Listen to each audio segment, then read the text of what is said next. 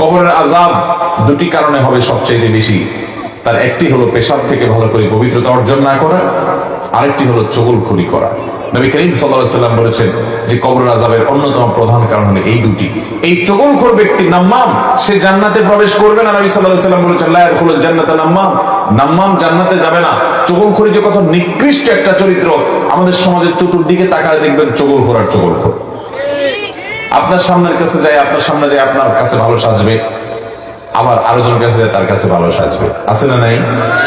এই চগলখড়ির চরিত্র কোন ইমানদারের মধ্যে থাকতে পারে? ইমানদার সব সময় অন্যের কল্যাণকামী হবে। কারোর মধ্যে, দুজনের মধ্যে ভুল বোঝাবুঝি হয়েছে, সে ভুল বোঝাবুঝি দূর করার জন্য সে প্রাচীরের ভূমিকা রাখবে, যে প্রাচীর দুজনকে এক করবে। সে প্রাচীর হয়ে দুজনের মধ্যে বিভেদ সৃষ্টি করবে না, বরং পারলে সেতু বন্ধন হবে, প্রাচীর না বরং সেতু হবে। আল্লাহ রাব্বুল আলামিন বলেছেন ইন্নামাল মুমিনুনা ইখওয়াহ ফাসলিহু বাইনা আখাওয়াইকুম, নিশ্চয়ই ইমানদাররা সবাই ভাই ভাই, অতএব তোমরা ইমানদারদের মধ্যে কোনো গন্ডগোল, কোনো ভুল বুঝাবুঝি, কোনো মতমানের পার্থক্য, কোনো মনোমালিন্য হলে এটাকে সংশোধন করে দিবে, এটাকে দূর করে দিয়ে তাদের মধ্যে ঐক্য সৃষ্টি করার চেষ্টা করবে। আল্লাহ তাআলা আমাদের সবাইকে সেটা করার তৌফিক দান করুন।